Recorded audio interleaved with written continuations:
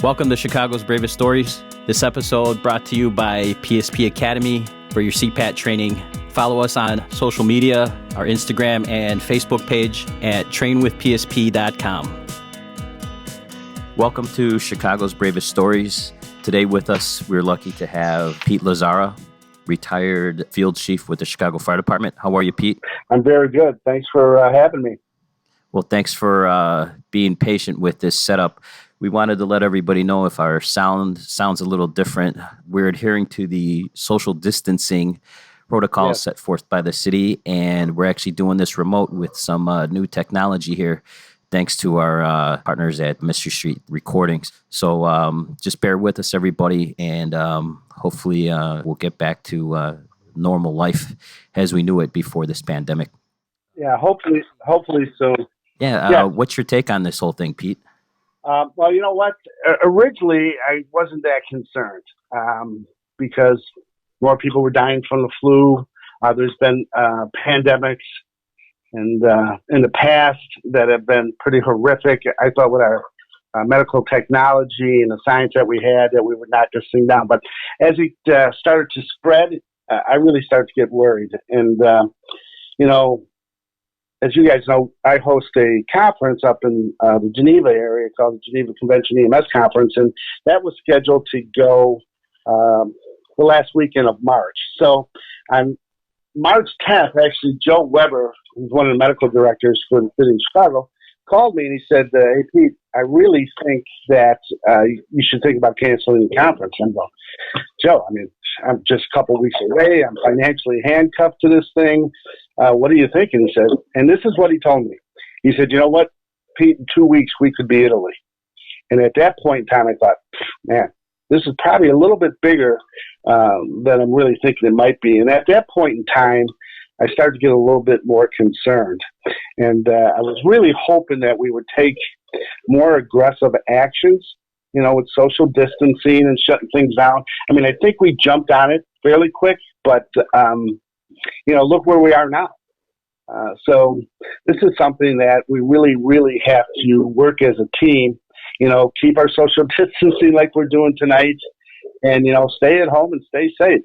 And before we get into any other discussions, I would like to say to all those people that are out there, those warriors that are working at front line, EMS, fire, police, grocery workers, truck drivers, doctors, nurses, all those people, those are really, really warriors and heroes. And it's been a pleasure, and it was really an honor to be able to serve with some of these people. I mean, they're out there tonight doing this, and they have no idea where this might take them. So I think about them every day, and I worry for them. You wish you were back out there? Well, that's a good question. I thought when I retired, I was ready to go. That's the big thing. You got to be ready to go. And I felt very comfortable in leaving the job at the point I did. I had almost 30 years in with the city. I've been a paramedic close to 40. And I thought, this is a good time. Now, in hindsight, if I saw this coming, maybe I would have stayed. I don't know. I wrestle with that all the time. I call some of the people that I worked with, some of the crews that I work with, check see how they're doing, and I feel for them, and I feel sometimes almost guilty that I'm home. So that's where I'm at right now. That's the hardest part, is that analogy of sitting on the bench. Yeah. There's a big game going on right now. It is. And it is a big game. And, I'm very confident in the team we have out there that can be successful with this. But again, people have to be smart. They have to listen to what's going on, abide by the laws, and stay home. Well, I don't know if Pete, we got 4 special COVID rigs in the city of Chicago operating right now. And I'm on one of those. And you talk about, when I first, it was a volunteer. Yeah. And at first I was like, this is blown way out of proportion. This is like a disease for the sick, the elderly, the predisposed to getting hurt by this. And Hmm. now we hear more and more healthy people, young people, Yes. getting affected by this. Yeah, it doesn't discriminate against anybody. It's not race, it's not religion, it's not age, nothing. It's a nasty, nasty virus. Several years ago, I read a book called The Great Flu Epidemic. It was about the Spanish flu in 1918. That thing lasted 2 years. Started in March, and it really attacked young, healthy people because of the immune response that they had, and they actually were developing these, really, really bad pneumonias and dying that way. And my wife was comparing that to this, and I said, well, you know what? That was 1980. We've had such advancements in science and technology and testing and treatment, but you know what? This thing is spreading, and it scares me a lot more than I thought it would. Yeah. Well, let's come back around to that. Sure. So I understand that you graduated from Northeastern, right? Yeah, I went to Northeastern. One of my several college stops. Okay. Well, like the big thing that I remember from, me, like a lot of other people who hold paramedic licenses and EMT licenses have crossed your path in some form. But and the one thing that keeps coming up was that you were a high school teacher. I was. So it's funny how my path took getting to where I ended up. So in high school, I graduated in 1975. So that's a long time ago. But during the 70s, some of you may remember there was a show called Emergency on. And believe it or not, Roy watching Emergency and thinking, man, this is a cool job. But I was in high school. So Squad 52. Yeah, and the thing was, hey, this is a city job. This is the city of Chicago. I vote Democratic. My whole family voted Democratic. There's 8 votes in the House. Let's go to our precinct captain and let's find out about how we can get this job. So my dad actually did approach him and say, hey, what's the deal with this paramedic job? And he never heard of it. So I was lucky enough that I ended up I started at North Park College. I went there actually to play basketball. I know you look at me now. Thank God this is just audio. You wouldn't believe that I played college basketball. So I went to North Park and didn't do the greatest. Ended up leaving there. My dad owned a printing company. I went and worked for him. And luckily, I was so bad at it that my dad actually said, hey, Pete, I love you, but you might want to find something else to do. So I fired you? Well, he didn't fire me. He suggested that I left. So he did such a good job of firing me that I quit. Yeah, he was so good at it that I left. So, I mean, he helped me find out. He said, well, you know what? Why don't you go to Northeastern? I did. I went to Northeastern. I ended up playing basketball there for a little bit. Went and got an education degree and lucked out. I graduated in June, and I got hired at Gordon Tech in August. So I left in June, Northeastern. I was in the classroom in August. So there's a lot of guys that are on the Chicago Fire Department I actually had in class. I ended up teaching a potpourri of things. My degree is actually in health science and PE. So I ended up teaching a lot of health classes. I taught PE. My favorite subject to teach was actually American history. So I did a little bit of that and a little bit of biology, but it was a fun time. I was there from, I think, 1979. I left in 85. And while I was there, I still was interested in EMS. So while I was at Gordon at night, I went to an EMT class at Truman and got my EMT certificate at that time. It wasn't a license. It was EMT ambulance or EMTA. And I got out, and I think it was about 81. And then I sat on that license and did nothing. And then I decided, hey, you know what? Why don't I pursue this before my EMT license expires? And I actually got into, through some help of a relative, got into the Loyola program, which was at night. So it was the only paramedic program that was at night. So while I was working, teaching, out of Maywood, Pete, or North Shore? Out of Maywood. Yeah, out of Maywood. Oh wow! So it was John Shea and Pat Zapo. And I finished there, and then I kind of jumped careers. And I left teaching and got into the EMS profession. My first job was actually with Superior. Then I worked for PSI, Paramedic Services of Illinois. I think they are for several years. And then in 1990... Where were you working for with them? Well, I actually started in Berwyn. No kidding. With land of bakery and funeral homes. So they're known for different things now, I think. Yeah, but I started, which was actually, and I can't tell you how many guys that are on different departments that actually started through Berwyn. And oh yeah, Steve was floating around there for a little bit after we got out of school. I had a little stint in Berwyn. See, they are. I mean, there was a lot of people that went through that little town, and so I did Berwyn, and then I would float to other departments, and I mean North Riverside. I did. You were a firefighter as well, there, Pete? Yeah, I'm also a firefighter. So not a good one, but I did see. That's something that I didn't know about you until we started researching this podcast. So I found that interesting because you never make mention of that. In your dealings, just wasn't for you, or you just didn't. Oh no, I like firefighting. No, I liked it, and I ended up in Wheaton, and we were firefighters there, and I enjoyed that.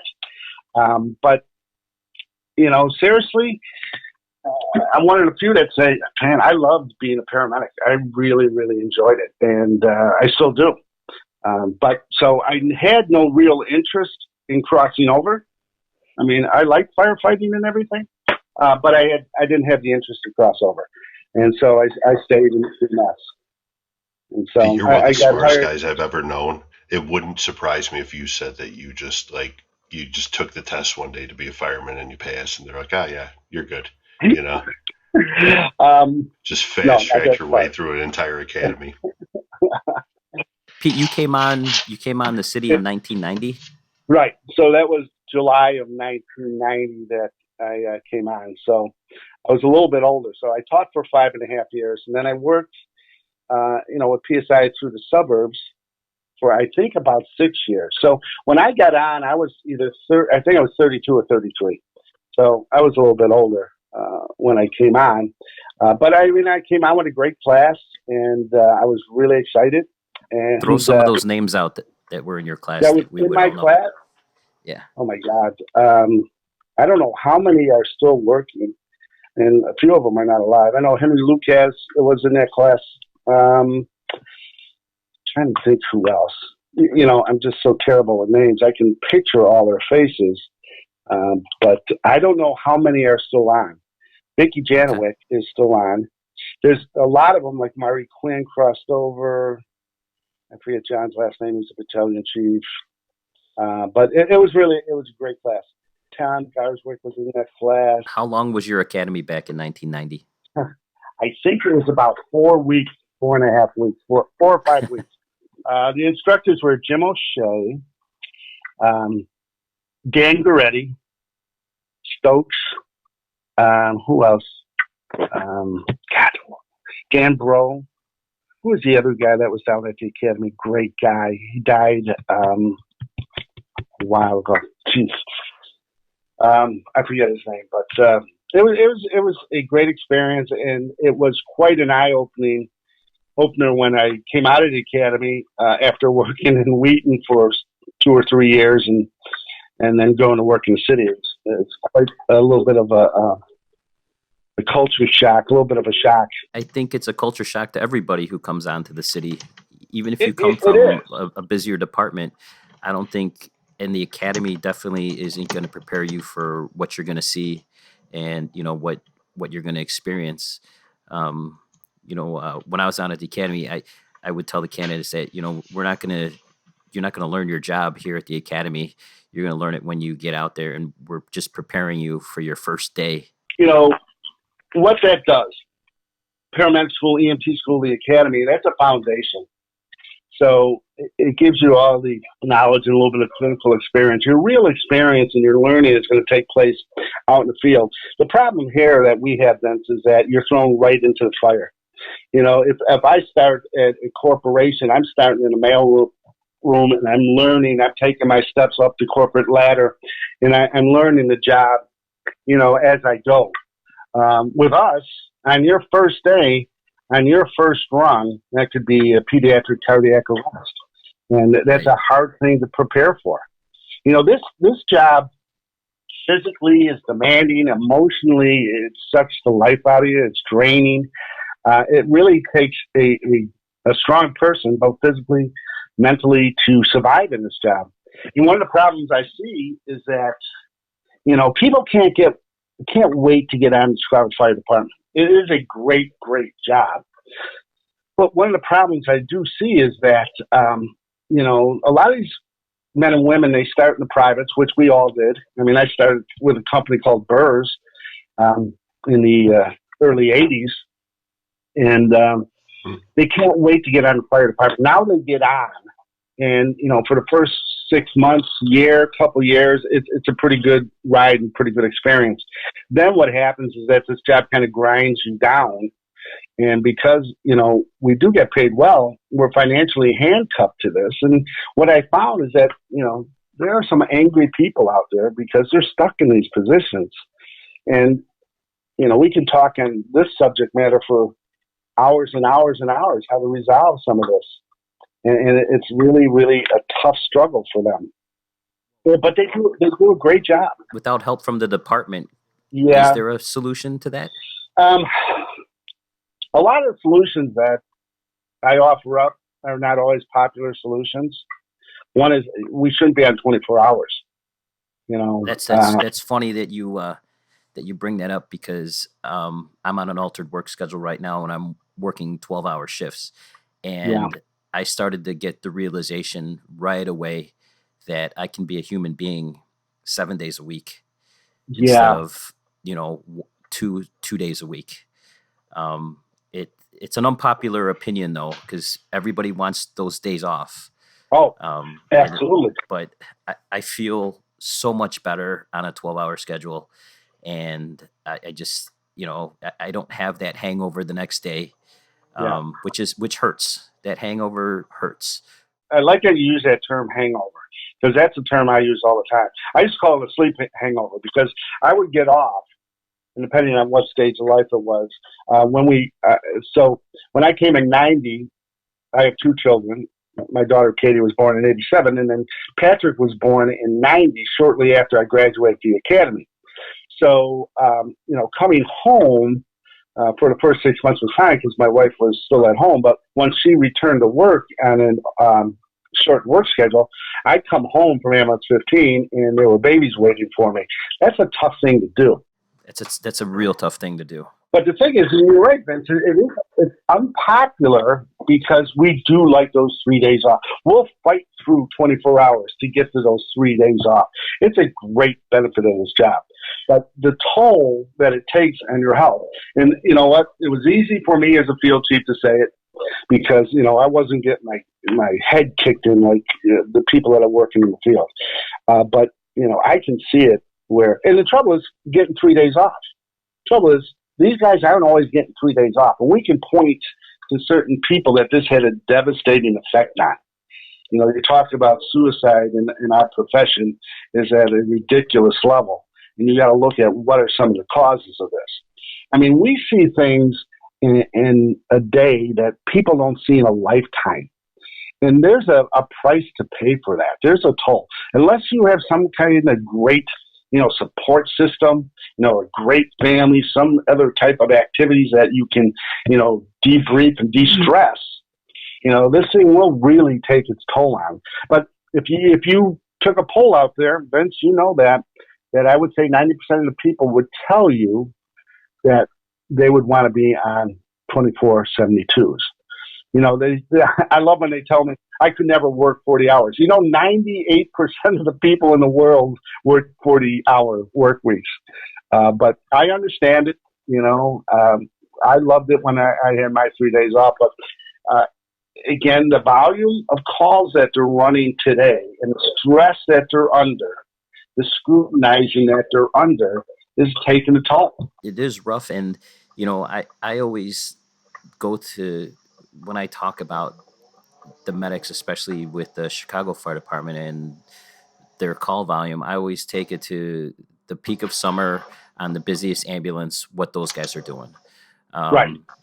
That's my litmus test on how busy we are. And, there's nobody who's going to argue with me if I say that the busiest companies in the city, whether that be the 15s, the 10s, the 14s, and pretty much there is no slow ambulance companies anymore. Not anymore. Those guys are going to be doing close to 30 runs in the dead of summer. And the toll that takes on people, that it's causing damage that people don't even know exist at this point.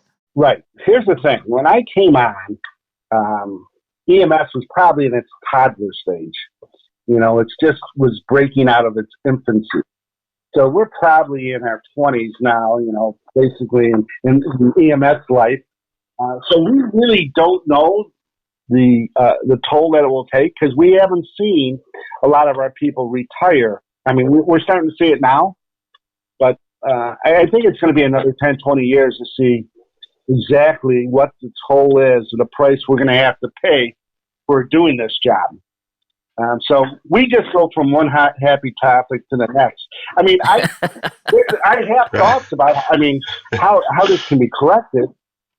I mean, things like, first of all, the acuity, the volume we have is very high. The acuity is very low. So I know they're looking at paramedicine and community paramedicine, and I think that will help. But unless we have some type of take a little bit of pressure off of EMS and 911. Yeah, try to eliminate the repeat offender. Like in COVID-19, for example, Vince, this, you're on an ambulance. Let's say you do respond to somebody who you think might be COVID-19 positive. All right, but they're only showing mild symptoms. Does this person need to go to an ER?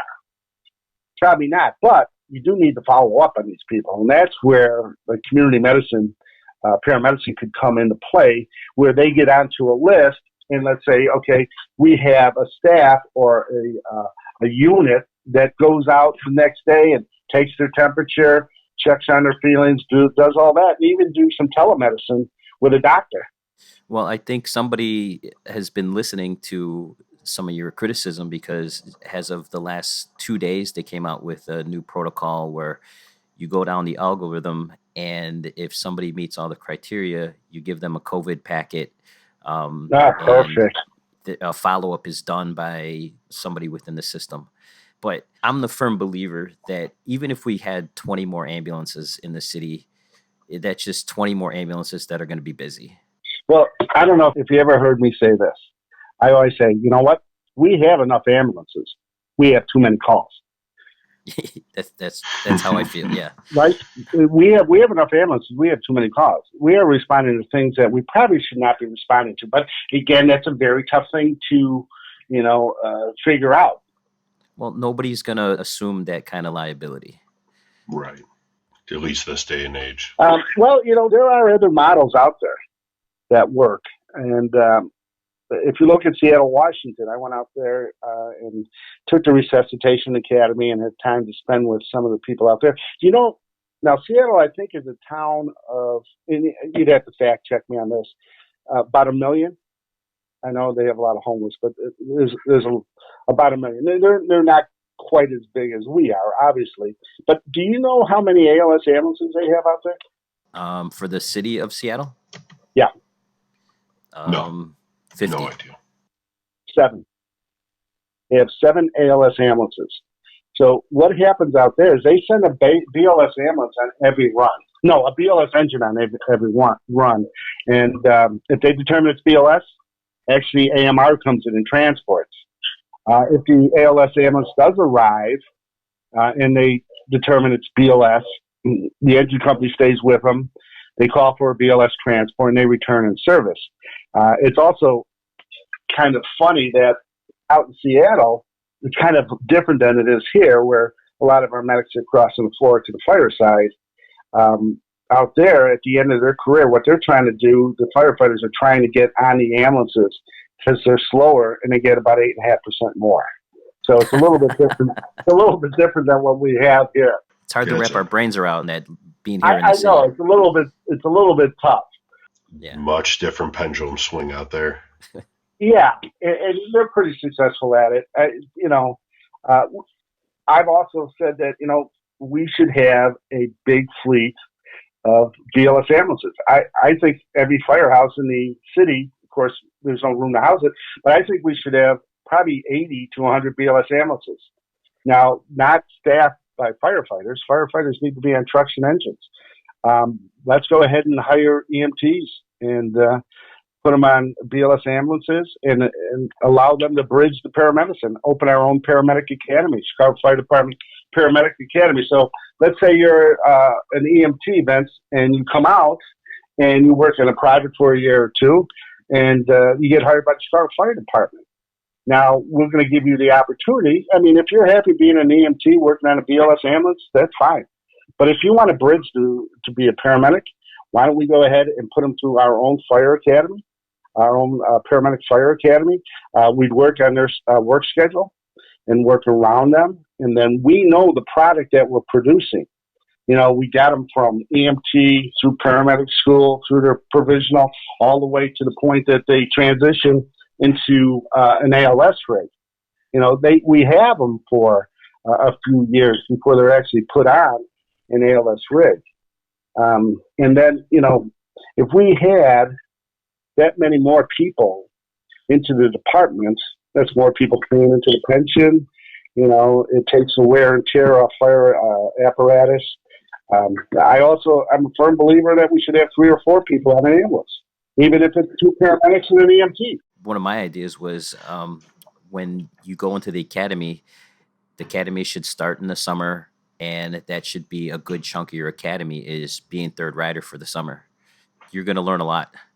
Yeah, depends on who you're with, but there's no substitute for experience. There's no doubt about it. But you need good guidance.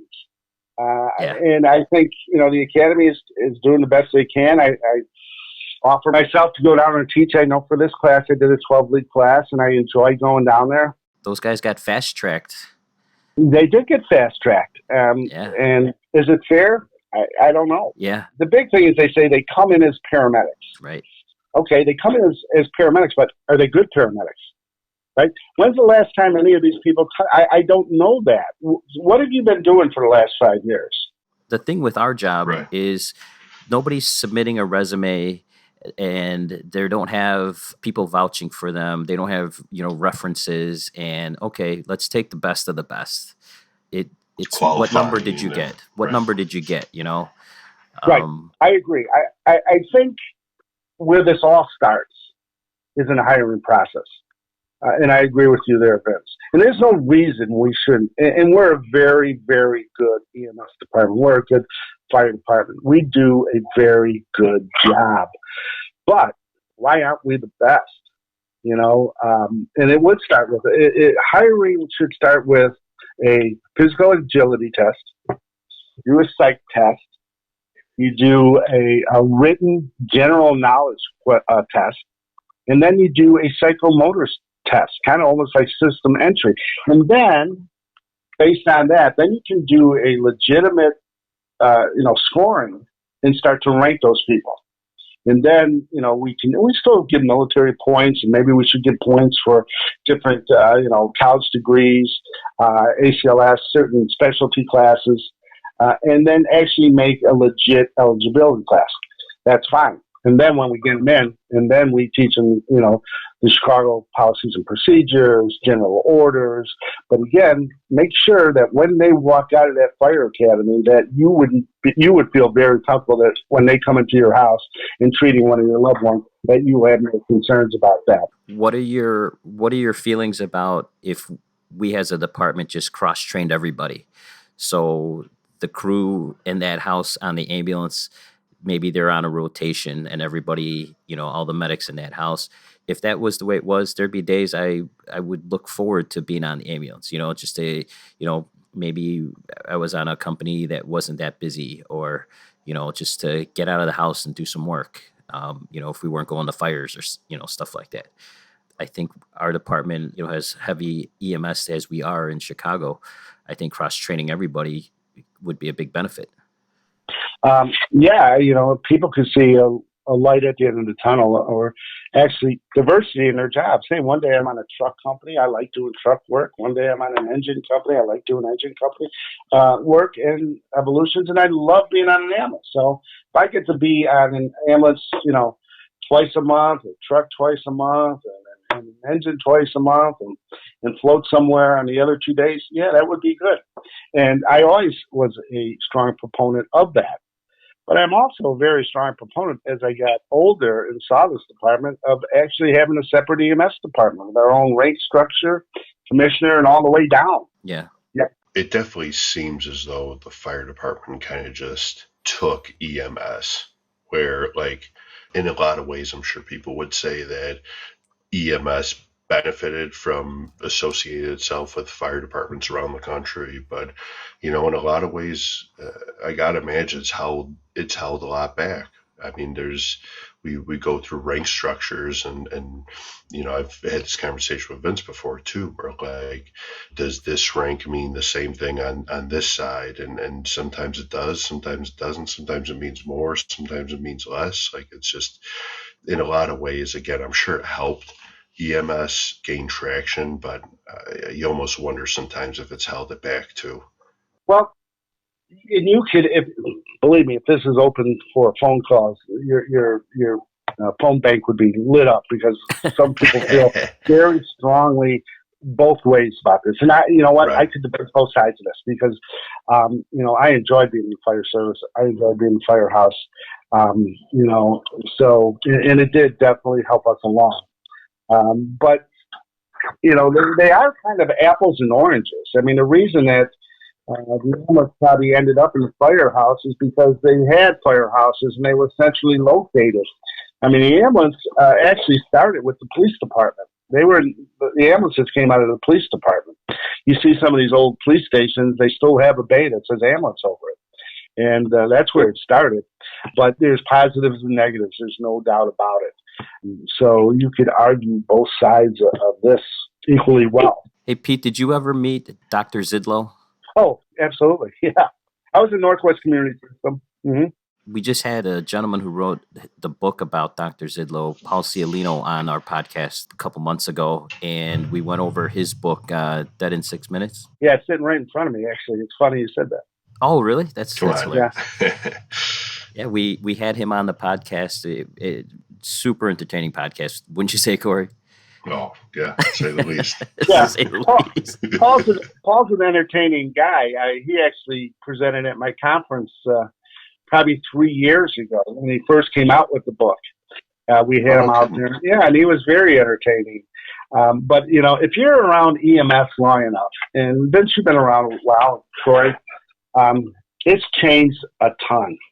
What we did 30 years ago would be medieval and criminal today. Give an example of that for people who are listening that aren't in EMS. My perfect example, without a graphic, might not carry the same weight, but there was a thing called an oral screw, which actually looked like a screw that you would put in the corner of their mouth. Oh, was that to open their teeth for a tube? Yeah, to open the airway. So you actually screwed it into their mouth. It was called an oral screw. That was medieval. I mean, things like hair tractions and putting people on long wood boards and half boards and TED devices and, a pericardiocentesis and things like that, intercardiac epinephrine. I mean, I tell people EMS, like in the 70s and 80s, was fun as shit. We didn't save anybody, but it was fun as heck because you were starting too large IV. You're putting mass trousers on. You're given every drug under the sun. I tell people, in the early 80s when you took ACLS, the acronym was Every Boy's Attitude Can Improve, which was epi, bicarb, atropine, calcium chloride, and isopro. You could exhume a body that's been in the ground for 3 days and get a pulse with that type of cocktail, but nobody was living.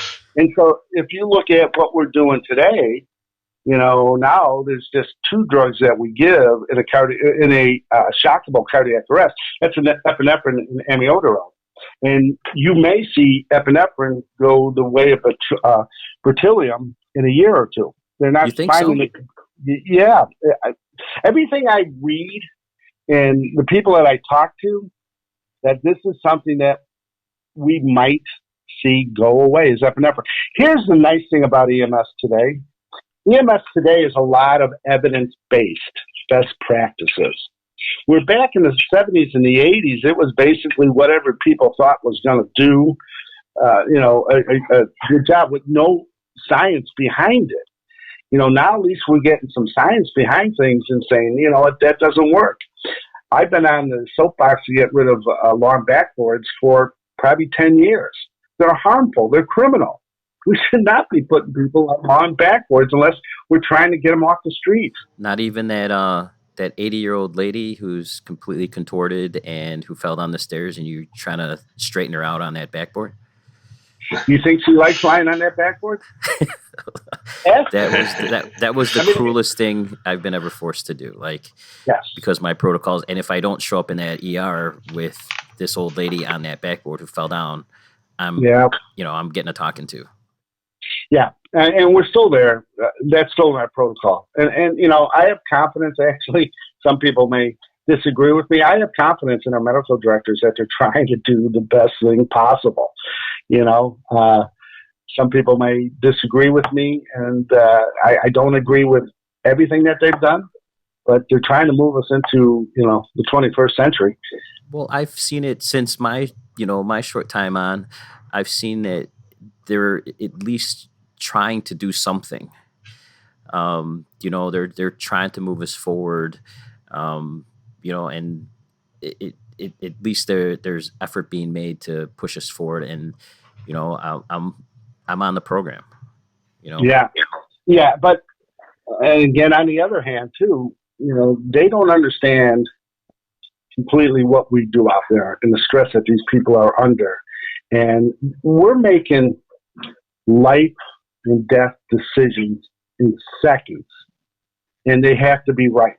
And they're not always right, and the way sometimes people are getting scrutinized for that. I mean, there's situations that people have acted without malice or willful and wanton, trying to do their best.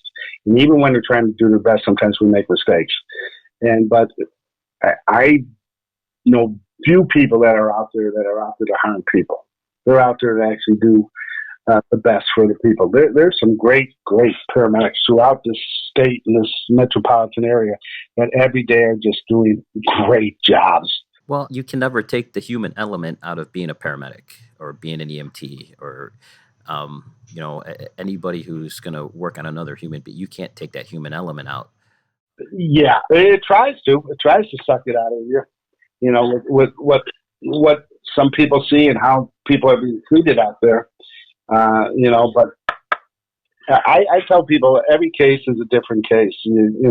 Don't have a certain set of stereotypes, or when you go into anybody's house, don't have any predisposed attitudes. Go in there and let them set the rules. And once you know the rules, you can play the game. I got a good dose of that being at the academy, where when the candidates came in, by looking at them, I'd have a predisposed image of, if this guy was going to be good, if that guy was going to be good, this girl was. And of course, without fail, it was, somebody that I thought wouldn't be good, and they come out and they're a rock star. Yeah. They are tough as nails. They are, so you can never judge a book by its cover on this job. You definitely have to give people chances to prove themselves. And as a supervisor, you have to give them a chance to prove themselves, and then you also have to be there when they don't do the right thing. That you re-educate them, and hopefully they'll be able to correct that mistake.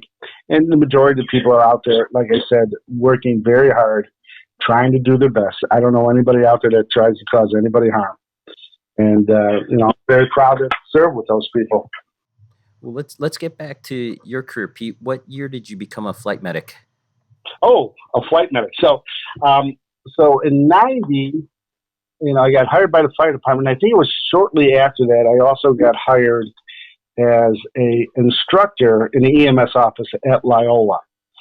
So I was out there teaching, and it's actually one of my favorite things to do is teaching EMS. So Loyola was starting up a flight program, Loyola Lifestar. So in the first round of interviews, I don't think I did interview for that, and they hired their initial staffing. And then people actually left or got hired by other departments and left, and they actually asked me if I would be interested in applying, and I did. And so I actually got hired as a flight medic probably in around 91, 92, somewhere in that area. It was a cool job. I did really, really like flying. Any interesting stories from that point in your life? The thing I really enjoyed about being a flight medic was the amount of education that you got and the scope of practice that we had. So, for example, we were allowed to put chest tubes in. We did balloon pumping. We did suturing. We did a lot of really cool stuff. So the educational component of that was really, really cool. For example, we would go pick up somebody that had a open heart surgery at one hospital and wasn't going really well. So they had a window, I forget what it's called, but his chest is open, and they were on a VAD and they were on drips and changing all those drips over and all that cool stuff, which I forgot probably 90% of how to do. That to me was really, really cool. And then you did get to do some fun stuff. Like landing on the expressway and pulling people out of tremendous wrecks. And I just love how we talk as EMS providers that other people don't. Like the adjectives we use for certain things, like, that was a great car accident, or I had a great shooting. Who uses those, right? Who uses those terms? But that was a great experience, and I loved it. And I flew probably for 3.5 years, and it was really, really cool. I don't know if I want to go up in a helicopter today, but it was fun. And from there, actually, I was in a pre-hospital trauma class with actually Joanne Farrell, who now works in the MARC division. At the time, she was working at Children's. And they had JACO, and they came in, and one of the things they recommended is that they get more involved in EMS. And so they were going to hire an EMS coordinator. And Joanne actually asked me if I would be interested in interviewing. Lazzara. And then, I'm telling you guys how lucky I have been to fall into these situations and just have, I have not done a job that I have not thoroughly enjoyed. So I had the opportunity to go then work as EMS coordinator at Children's, which was one of my favorite all-time jobs. I was there for about 6.5 years. And I always told my kids, hey, you want to be smart? Hang around smart people. And I've had great opportunities throughout my whole career to hang around with really, really smart people. Well, Pete, I also work there as well. And yeah. When people ask me about my experience there, I tell them that was by far the best paramedic education that I ever got was working at a children's hospital.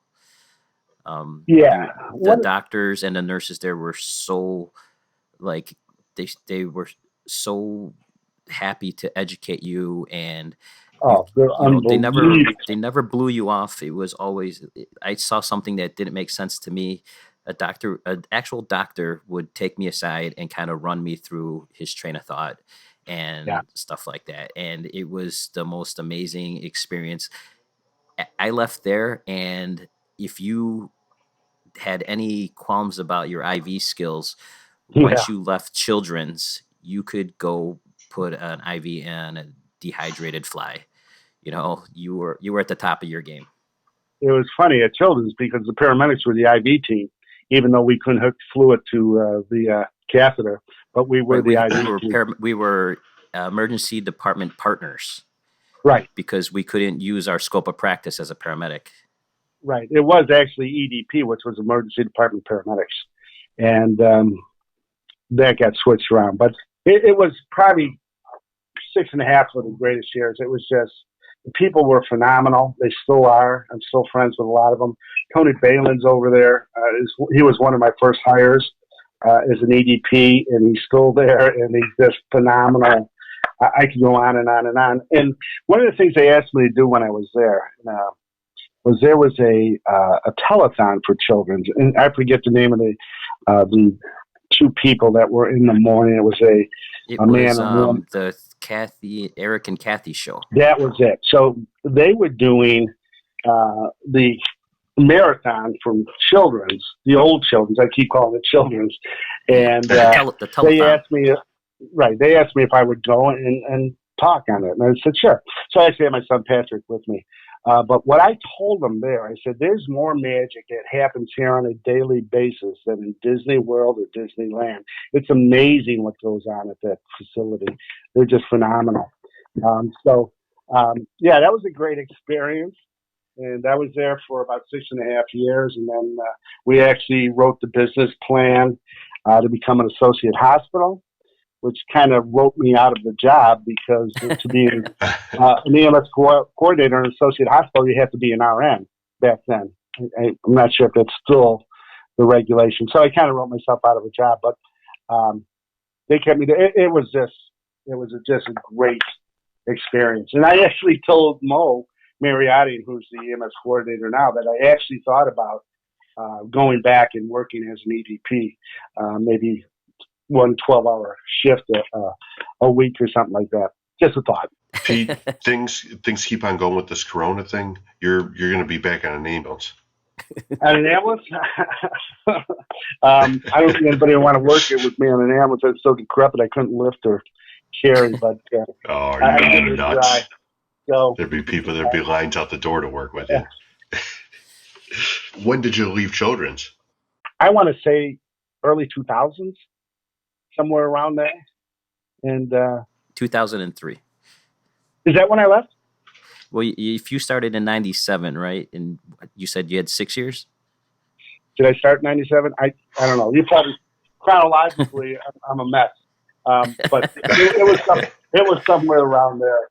And, it was a great partnership. We did some fantastic things there. We did a thing called child maltreatment awareness for pre-hospital professionals. We got grant money to do that. We used to teach PEP classes, PALS classes. It was just a great time. Like I said, I've been very lucky throughout my whole EMS career to have jobs that I've loved and to work with people that have just been phenomenal. All my partners have always been great. So I've really lucked out. Where was your first assignment when you came out, Pete? So in 90, back then, nobody got assigned to a rig. You got assigned to relief. So I was 3rd District relief, but very seldom was I in the 3rd District. I was out most of the time. I remember early on, I was on 4 a lot. My first shift, I was on ambulance 35. I did that, but I mean, I did work, like 40, and I spent a year with John Harding, which was a great experience when his partner was laid up. So I spent almost a year on 31. And then when I got promoted to, I don't know if it was paramedic officer or PIC back then I went to the 6th District. I was 6th District relief. And you got to understand, too, back then, even way before me, there was nothing on the transfer order. There was no movement going on. So you were stuck in relief for years. And so I was relieving for 5 years, and then they went to the 4 shifts. And then I lucked out, and I got 15. So then I, I don't think anybody ever considered themselves lucky for getting that ambulance, Pete. I was lucky. But in 15 was a great experience. And, I worked with great people there. It was a great house. I loved it. But the thing is, you got to be mentally prepared. I went to work knowing that you were going to get your head kicked in. And you do have to get your head right and be prepared to deal with what's out there. And you know what? Don't let things bother you. And it's easier said than done. It's easy for me to sit in this room here talking to you guys retired and not have to have the worries that you guys do and say, don't worry about it. Well, one of the things that the advice I give is just come to work with the expectation that you're going to get crushed. Yeah. Don't give yourself that ounce of hope that you're going to have that day that everybody dreams about where you're going to sleep all night after midnight. Just come to work and just expect to take a beating and just go to work. It's kind of like the stages of grieving. Once you move into acceptance, things are going to be okay. Right. Funny story. When we were on 15, actually, I was double up there, but I was there all the time. And then I had two partners, Bill Passmore and Maggie Murphy, who would alternate month by month. But once in a while, they would send us out. I was striped out at the airport, and so I think I don't know if Maggie was, but Bill was. And so once in a while, they send us out to the airport, and you go out there. And I remember one day we were going to do a Tarantino film festival, and we probably got through half of like Reservoir Dogs. We actually got beat up out there. So like you say, Vince, sometimes when you think you're going to have a good day, then you get more. I got more upset when I got to run out at the airport than when I was at 15 because I expected it out at 15. You knew it was coming. Yeah, I knew it was, and I took my beating like a good man. I just went out there. So you got promoted to paramedic officer or PIC, whichever it was at that time, and right. You went into relief again, and then you went south, right? Yes, I went to 6th District Relief. So I think when I came on, you had just left 33, and you had gone downtown. So I never really was at 33. So let's backtrack. So I was 6th District Relief. Then, like on my retirement, it listed all my assignments, and it listed ambulance commander at 33. And the poor guy that actually was there, who was doing my job, says, he was never at 33. But so I was in the 6th District. Then when they went to the 4 shifts, I went to 15. I was there for, I want to say 6.5, 7 years, somewhere in that area. From there, I went to 42 downtown. I think I was at 42 for 7 or 7.5. I think that's when I met you, Pete. Yeah. Because I think I graduated in 2008. Yeah. And I remember I rode with you a couple times downtown, and it seemed like that was your crew. Or at least you were well-liked enough guy that everyone was your crew, but it seemed like those are your guys. I liked it down there. Not a lot of people like working downtown. I liked working downtown because you really got a wide variety of stuff. There was days that you did the same thing over and over and over, but then there'd be days where, one of my favorite stories is we had a guy, they were putting the air conditioning unit on a 20 or 25 story building, and they swung it and they knocked this guy and they knocked him out, and he's kind of like hanging out over. And we went up there. We had to take one of those elevators that are on the side of the building, so it's not a full elevator. And so we got up there. They had to hook us in, crawled out there. And I'm not a big fan of heights here, folks. And I got this kind of board. So now we're thinking, well, how are we going to get this guy down? So they bring up one of those baskets, and they hooked it to a crane, and they lifted us off the roof and over like 25 stories and just lowered us down. Who was your partner, Pete? My partner was Jerry Root at the time. And the one thing I yelled at him about that call was he didn't have a camera. I don't know if cameras could take pictures at the time, but there's not a picture of that. But Jerry and I loved working with Jerry downtown because Jerry knew how to get everywhere. If you ask anybody that work with me, I am geographically challenged. If I come out of the firehouse and I'm supposed to go right, I will go left. I don't know where I'm going. So Jerry knew how to get everywhere. The only thing that was bad is when he was on furlough and I had a candidate, then I had to try to find my way around downtown. But other than that, I mean, I did a lot of nonsensical stuff downtown, but I was at the 69 West Washington fire, the Chestnuts fire, the LaSalle Bank fire, and saw some really, really heroic work by people. That brings us to one of the questions that was asked by someone on our social media who actually sent in a question for you. Wow. It's kind of long, but they want to hear. It's basically they're asking about if you can tell us the story about. I guess you caught some time Oh gosh. for giving the Versed / Valium and morphine so that you could. Is that something you want to talk about? Well, I mean, it's not like they can suspend me anymore. So what it was, and again, it was downtown. It was Lower Columbus. The person that you really should talk to is Jerry Root. Jerry remembers all this stuff. I can't remember how I got into this room and how I'm going to get out of here. But it was Lower Columbus, and it was a car accident. It was actually two cousins. One was in a convertible, and I do remember this, BMW, and the other one was in a Mercedes SUV. And they're racing down Lower Columbus, and they tapped each other. And one of them, you know how they have the poles down there? Yeah. And they one smacked into a pole. The guy and girl that were in the BMW, she snapped her neck. So when I went up there, there was no signs of life in her neck. There was no stability. The other gentleman from that car was thrown out of the vehicle and obviously had a head injury and was seizing. Now, Jerry went to the SUV and he gets those two out, sits them on the curb to assess them. And this is the only time I've seen this in my career, is that SUV blew up, just like it was in the movies, just like it was the A-Team. That car blew up. So now it was just Jerry and I down there. And, Jerry's getting on the radio calling for companies, and I'm out in the street with this gentleman.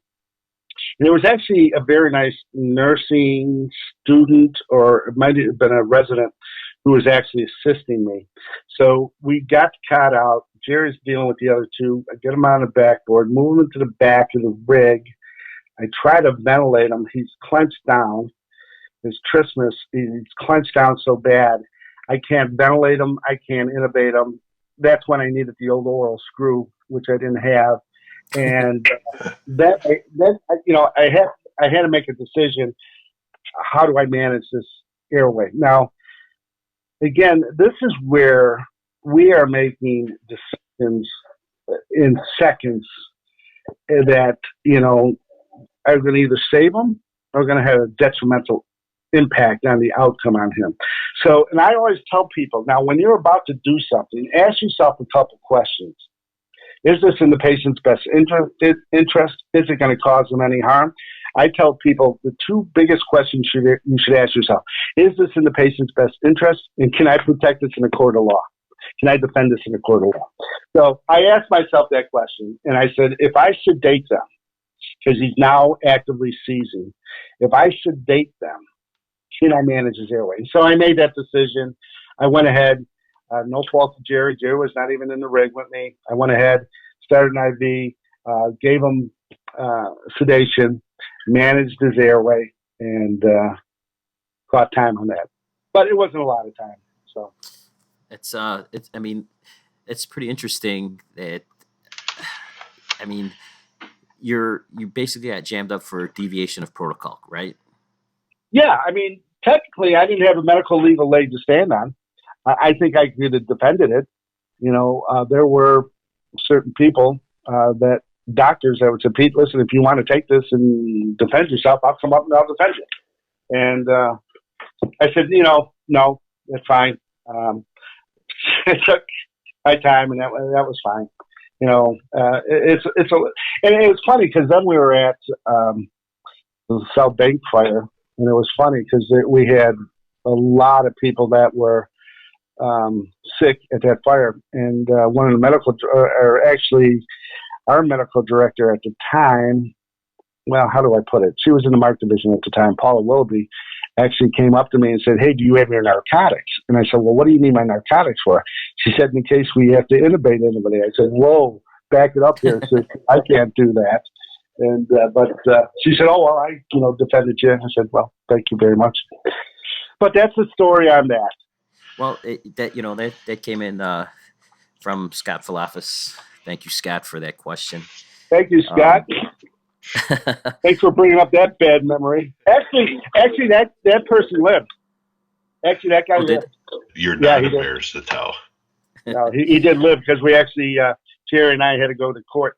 And there he was, standing alert and awake, facing a DUI. So. Which he would gladly take because he was alive to do it. No kidding.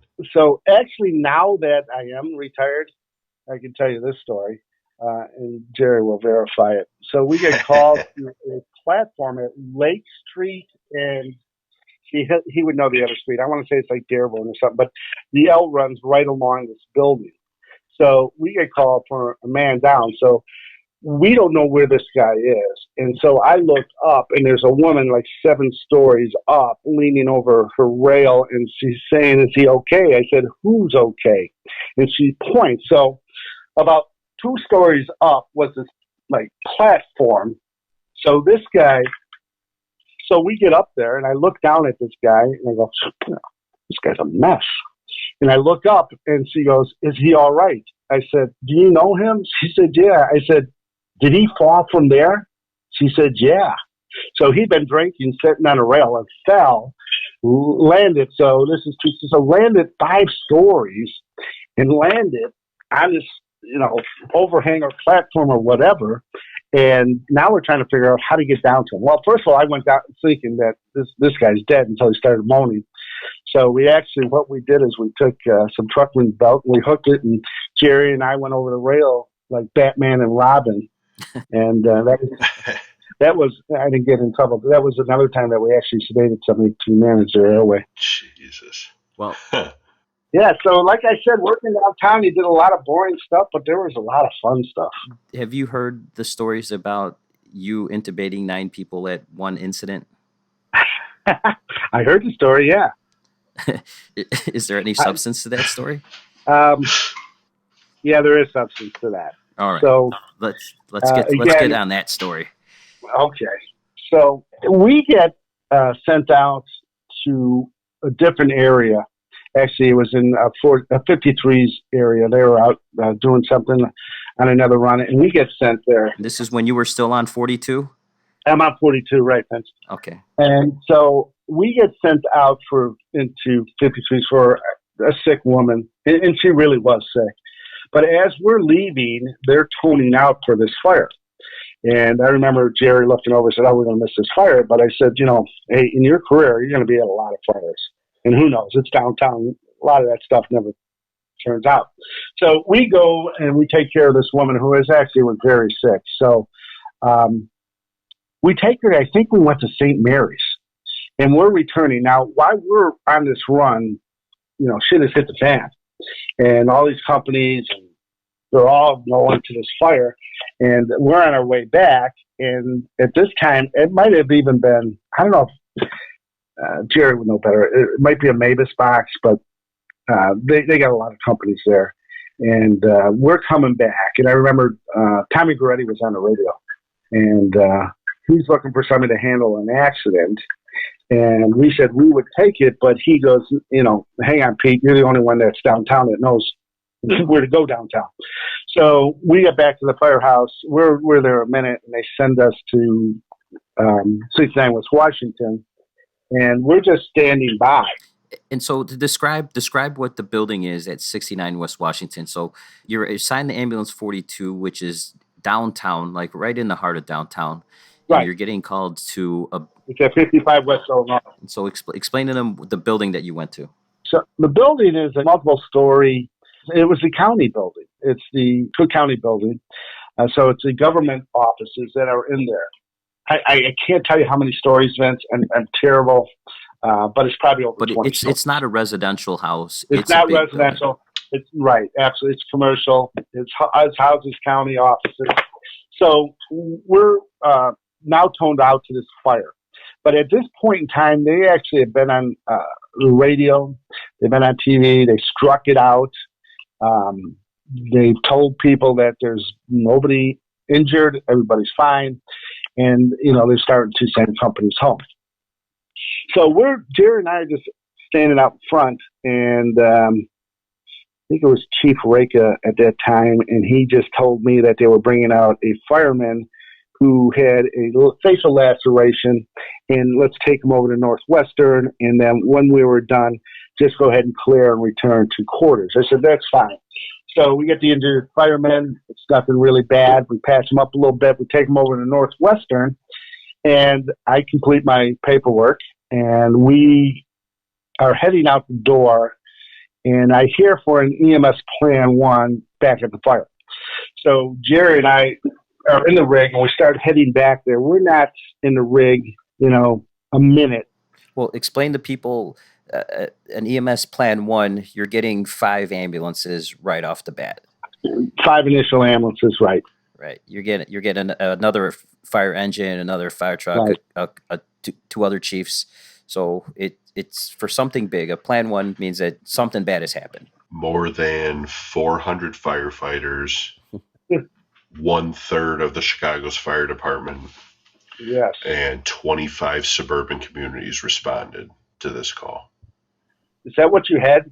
Is that 25 That's suburban? what I'm finding here. Yeah, you're correct. Yeah, burning more than 5 hours. Yeah. So we get back there, and like I said, we end up transporting the firemen to Northwestern. We're en route back, and when we're en route, they call for an EMS Plan 2. Now I looked to Jerry and I said, Jerry, one of 2 things happened here, or a couple of things have happened here. 1, there's a fireman down, or 2, they're starting to find dead people. So we get there, and Jerry and I, we both agree, let's load everything we have and bring it in. So every oxygen tank we had, all the equipment we could carry, we threw onto our stretcher.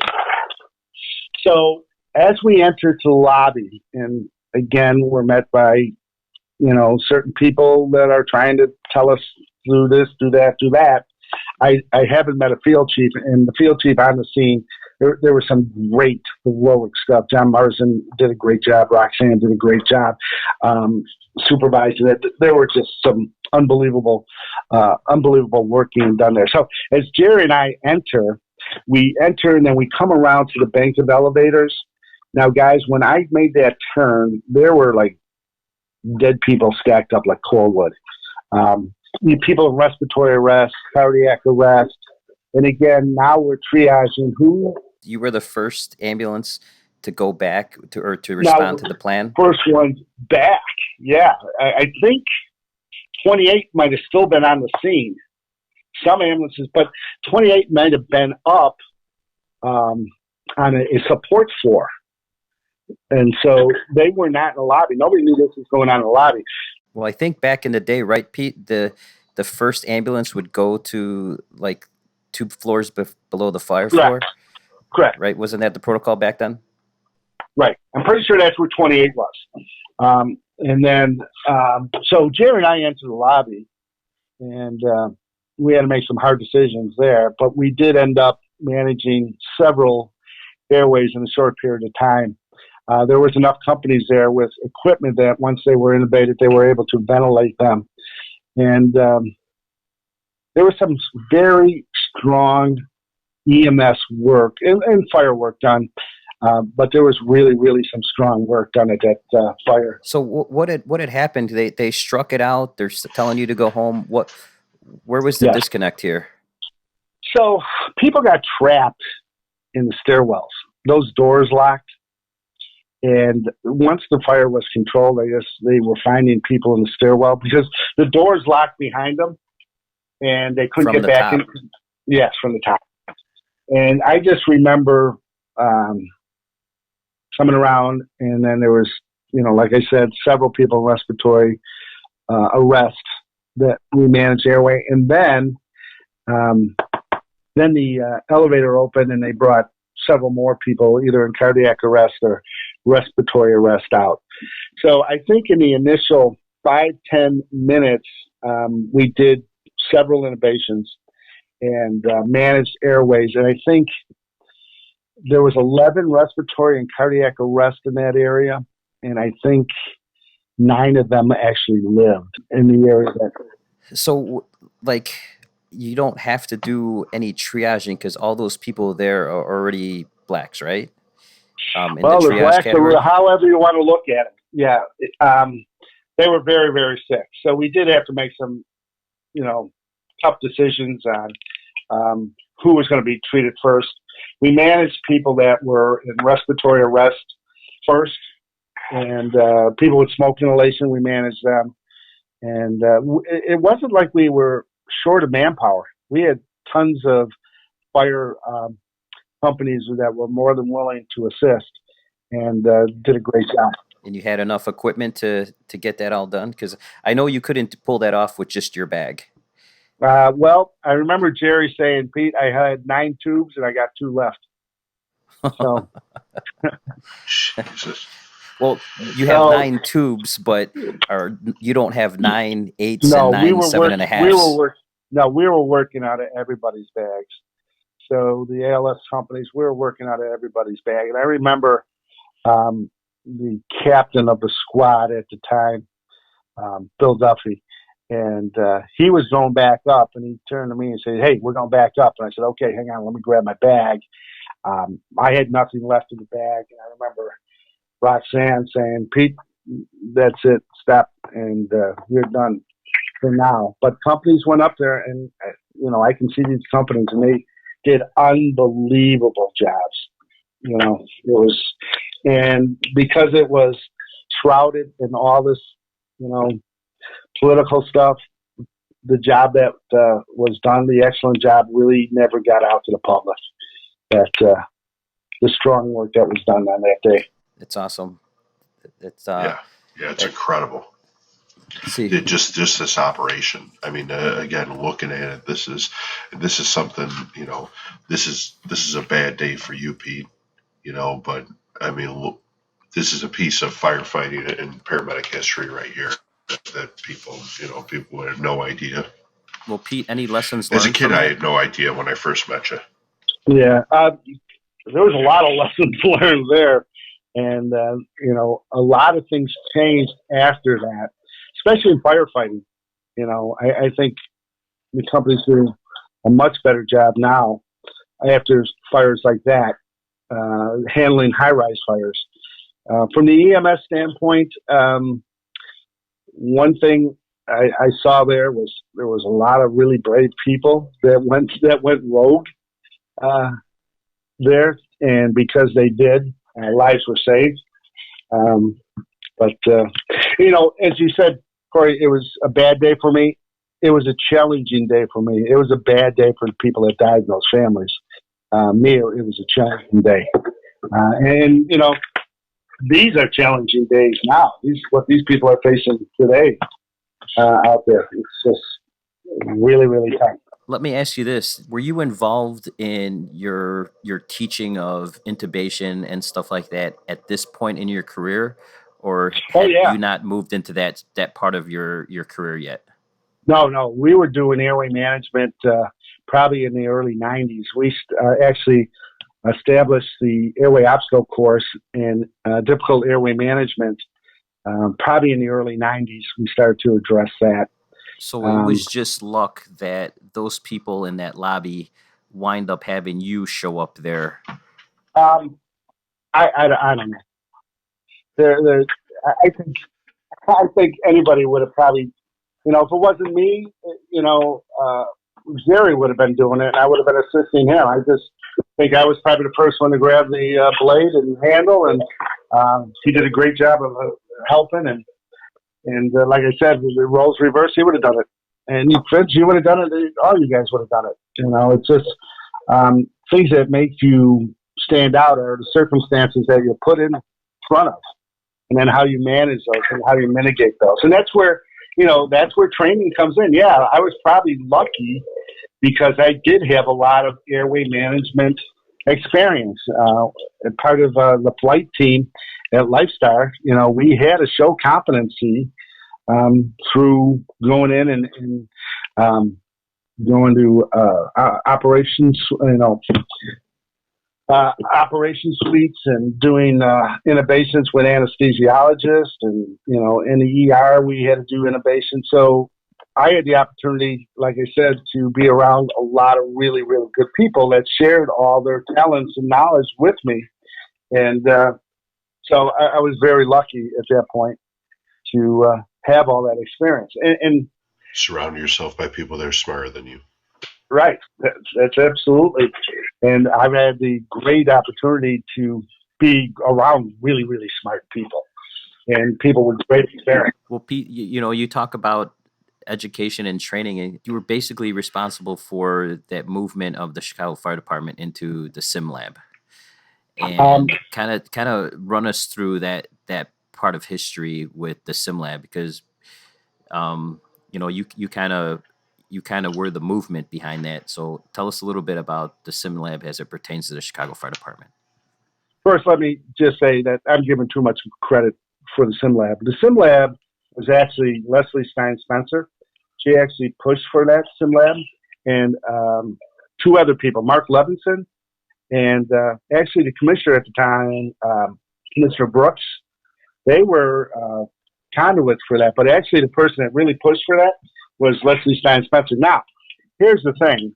Leslie knew my educational background, and so did Mark Levinson.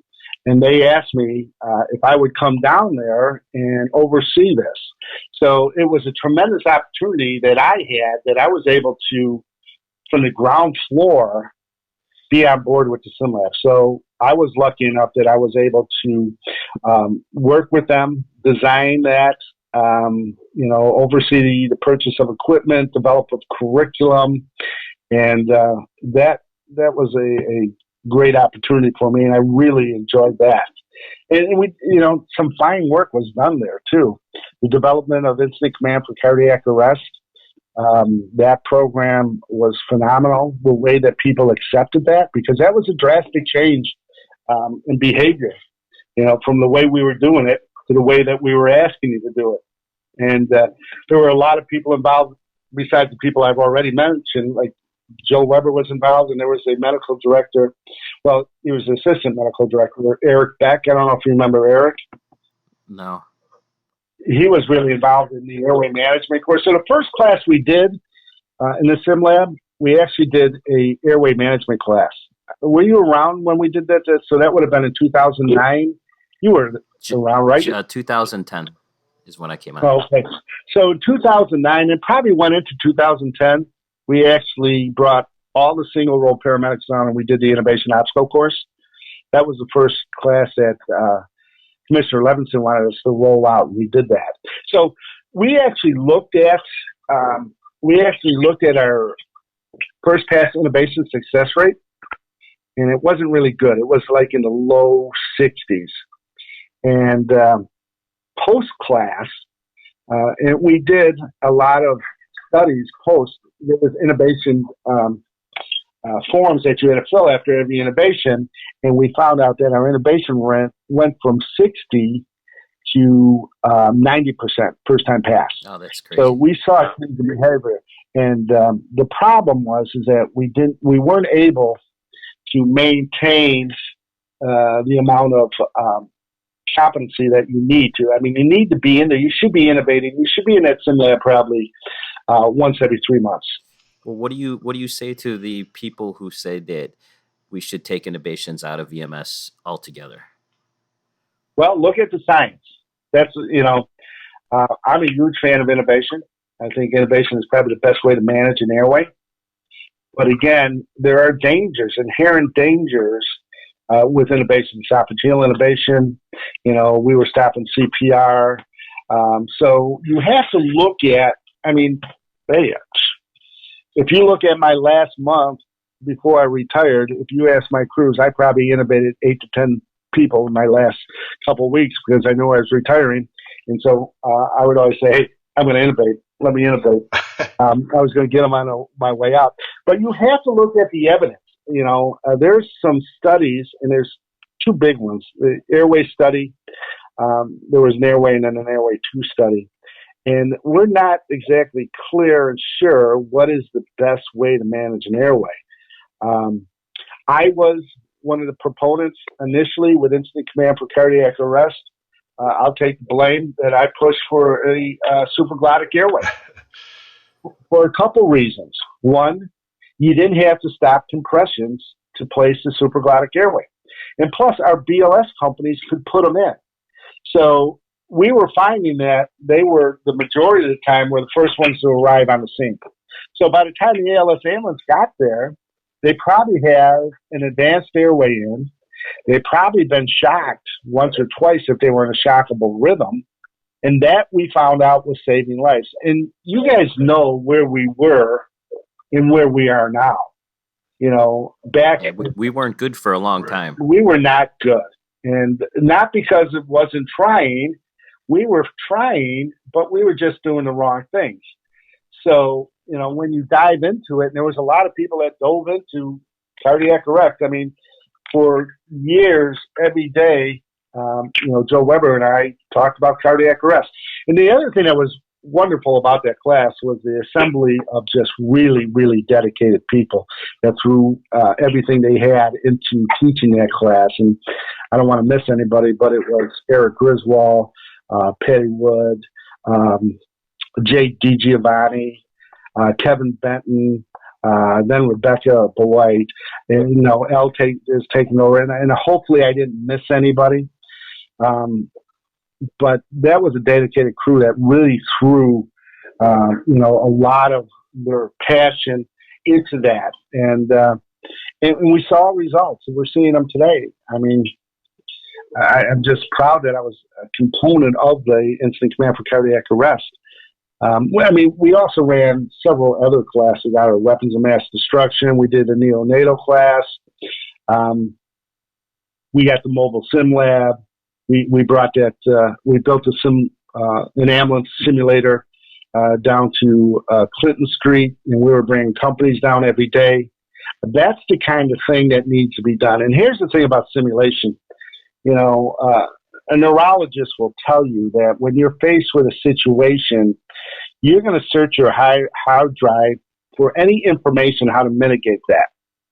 Now, if you don't have any experience, there's nothing to fall back on. So what simulation does, it puts you in virtual reality. I tell people it's like building these file folders. Like if I take you in there, Vince, and I run you through a pediatric seizure over and over and over and over again, that the next time you actually have that, your mind's going to say, oh, yeah, I've been there, I've done that, and this is how it's done. It builds a comfort level.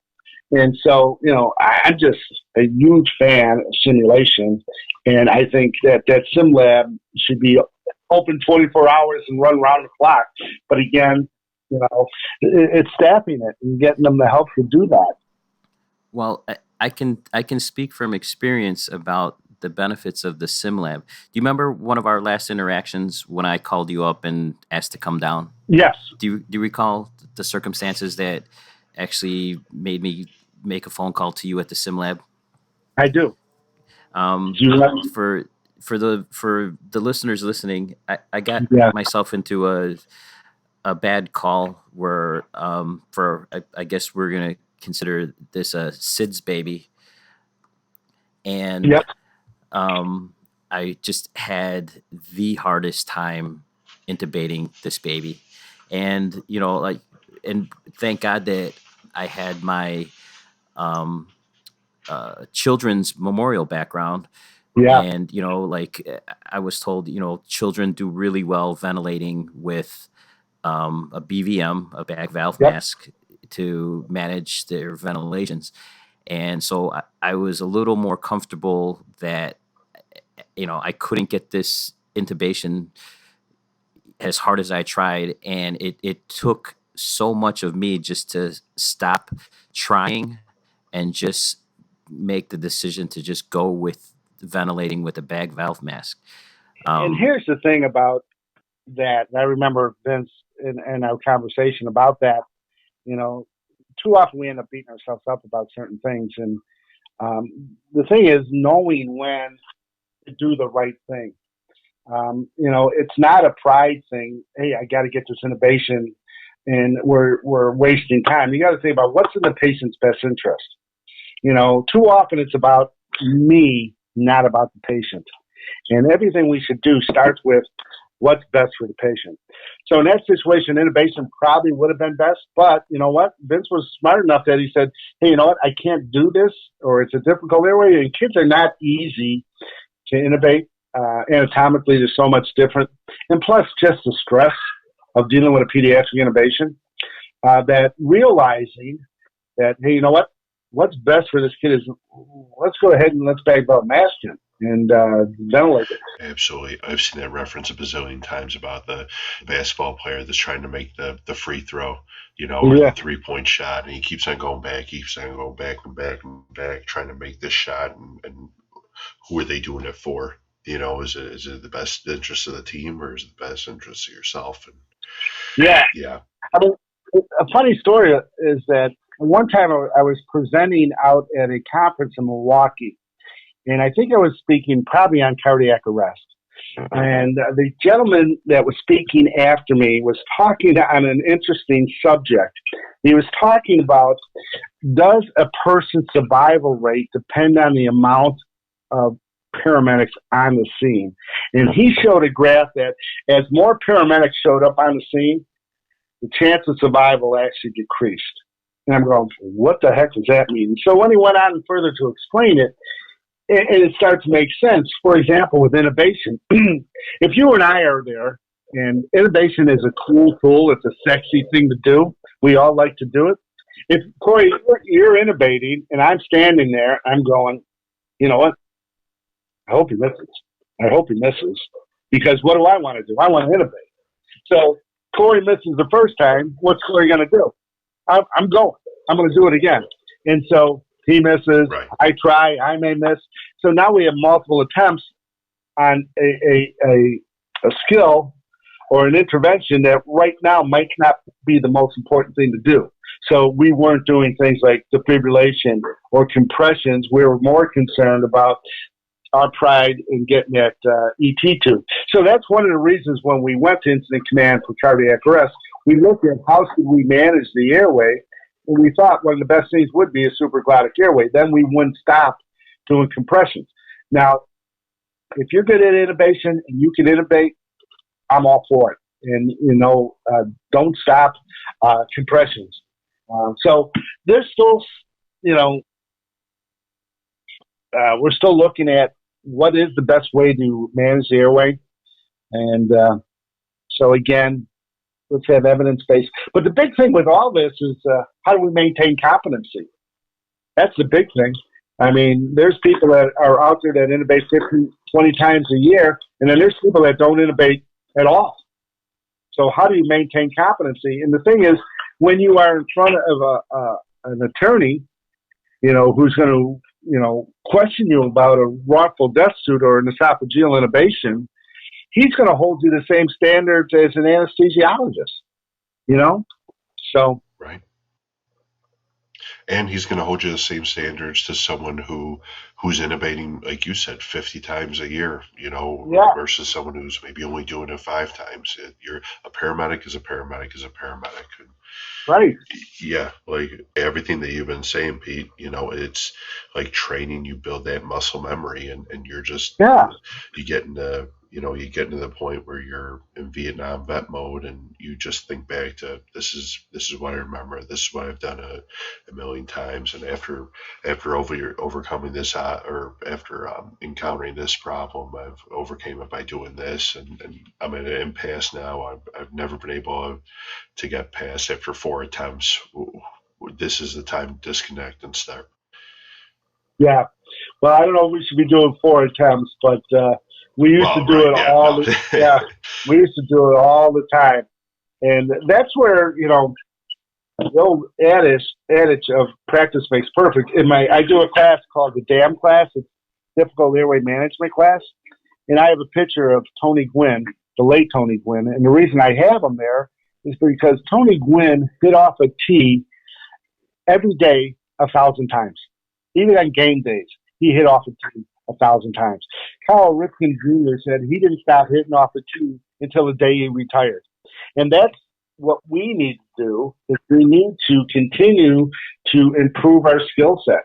But that comes down to training. We have to have more access to high quality training. And the sim lab, is a great, opportunity for us. But again, we have to staff it. We have to get the manpower to do that. I mean, to me, that's the most important piece of EMS is our ability to train effectively and be prepared. I always say have a plan, practice the plan, and then stick to the plan. So definitely want to talk about the Geneva Convention, and kind of get the history of that. How did that whole thing start, Pete? The Geneva Convention, this year would actually have been the 36th year for the Geneva Convention. This is only the second time that it's actually had to be canceled. So the Geneva Convention was started by my paramedic instructor. Her name was Pat Staple.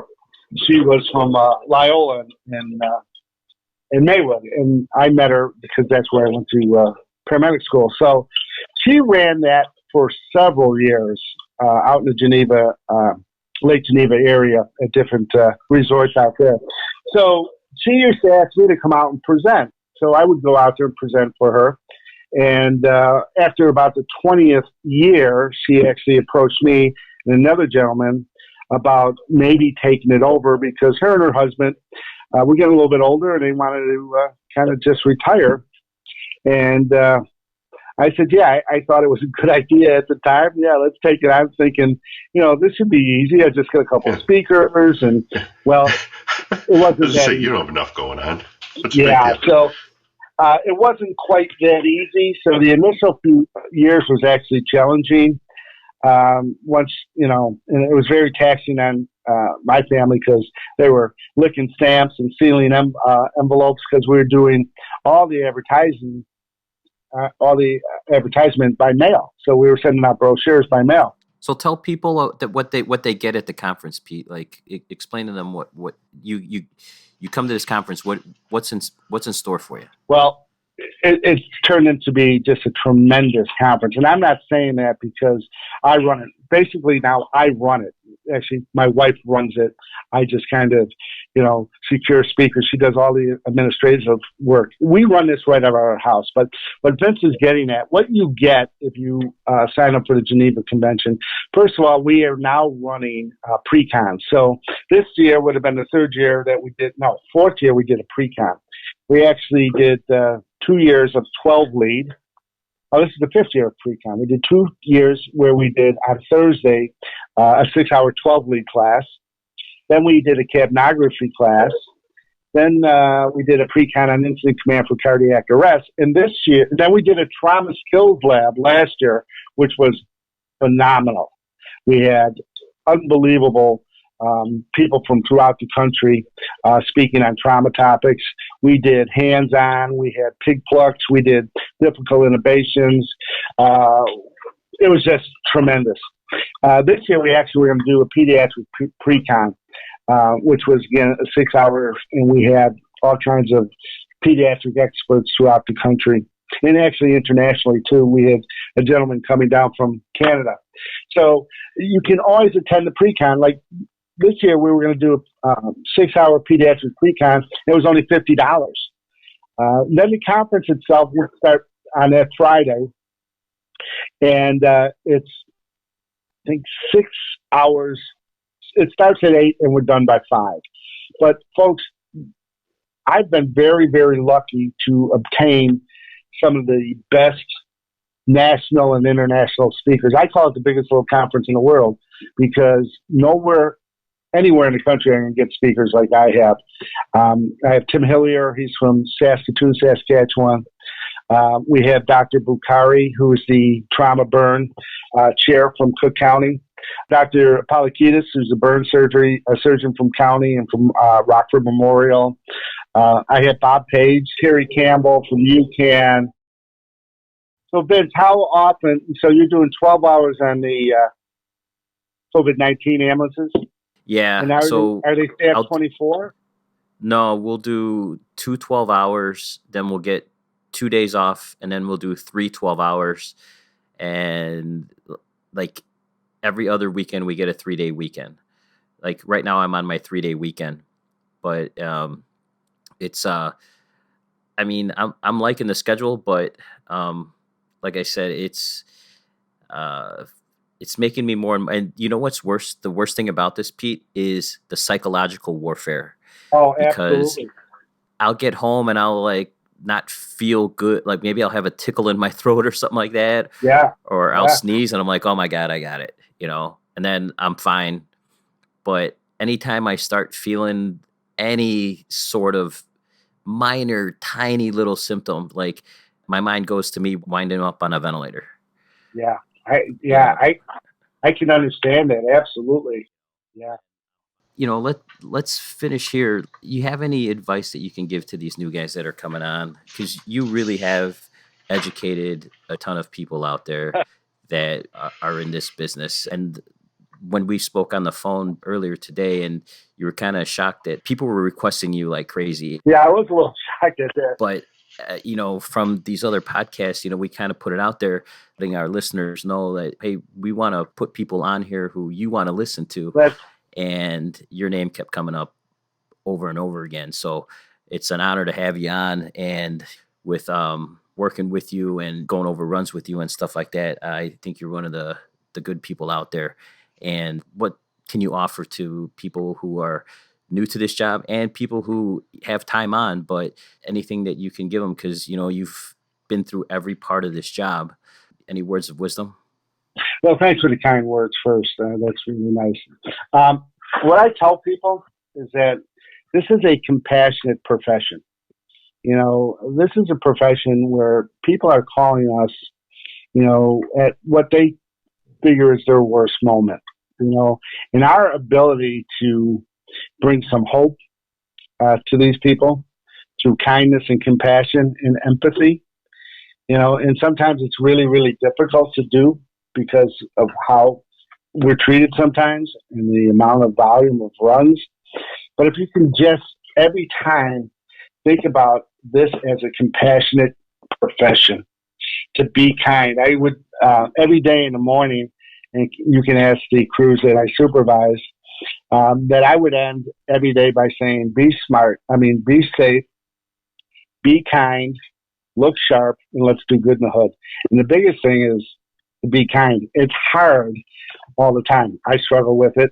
But if we can just remember that this is a compassionate profession that we decided to partake in, and to be kind, that's the best thing I can give for advice, is be empathetic, be compassionate, be kind, and work at your profession. This is a profession. It's a craft that needs practice and training, and keep up on it.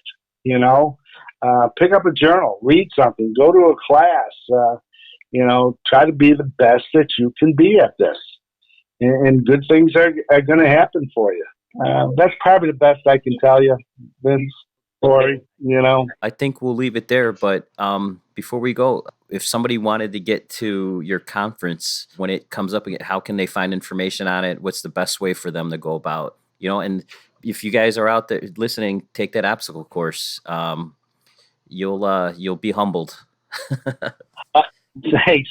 The best way to find out about the conference is I do actually have a website. It's called www.emspete. So it's emspete.com. And that has all the conference information. Right now, it's just stating that it's been canceled for this year. We are actually looking at least having one more, and that will be the last weekend of March in 2021. So I will get information on that website as soon as we nail down all the information about that. Do you have any social media out there? Well, just a website. I need to get somebody who actually is pretty good at doing social media and have them help me with this. But usually, like I said, it is a mom and pop operation. We do the best we can. The greatest thing about the conference is the ability to network with other professionals, other peers, and the quality of education that you can get here. I have not taught at my own conference for the last, I think, outside of the pre-con for the last 2 or 3 years because there's no room for me. These people are just so good that I can't bump any of them just to feed my ego. So hopefully we'll have it next year, and hopefully we'll be able to see you guys out there. Thank you again, Pete. Anytime, you guys, and really just, be careful out there and, be safe. And I really appreciate what you guys are doing. And it was an honor to work with every one of you. All right. Thank you, Pete. Thanks, guys. Have a great night. Pete, thank you so much. You too. It's a pleasure. You bet. Pleasure is mine. Thank you.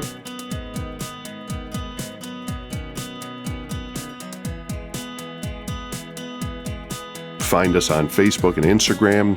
You can download this episode on iTunes, SoundCloud, iHeartRadio, Spotify, Stitcher, YouTube, and TuneIn. Thanks for joining us. We'd also like to thank the Missing Chums for their musical contribution to the podcast with the song Yes You May. Hey guys, if you're a first responder or you know a first responder that has a story to tell, we'd love to hear it.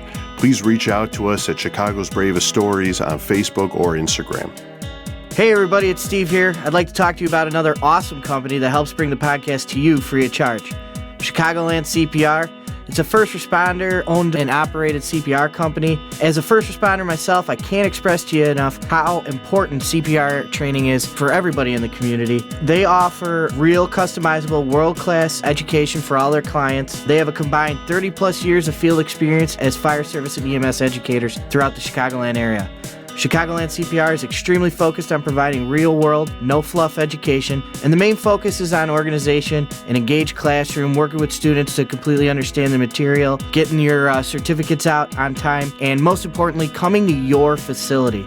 They offer a wide variety of American Heart Association classes, CPR, First Aid, AED, ACLS, PALS, and a full complement of StarGuard Elite, Lifeguard, and Aquatic Safety classes. Our clients include nursing homes, hospitals, long-term care facilities, fire departments, schools, park districts, coaching staff, and many other groups throughout the communities. If you're interested in hosting a class at your facility for your employees, or you have any questions about services and pricing, contact Chicagoland CPR. You can find them on Facebook, Instagram, LinkedIn, the World Wide Web. I can't express to you, again, how important CPR and first aid training is. They want to hear from you soon. Give them a call, find them. Let's set you up a class to help save some lives. Also sponsored by Chicagoland Event Medical Services, we are a first responder, owned and operated first aid and emergency medical service provider. Our mission is to protect the lives and well-being of event patrons all over the state of Illinois by providing professional and experienced career EMS practitioners in an event setting. Our services are completely customizable to the needs of our customers. Our business was born out of the necessity to provide competent health care providers to both large and small events. We do this by bringing firefighters, paramedics, EMTs, nurses, lifeguards, first aid tents. We also customize your own site safety and emergency response plan, and that information will always be available to your staff. We pride ourselves on providing the best patient care possible to your events.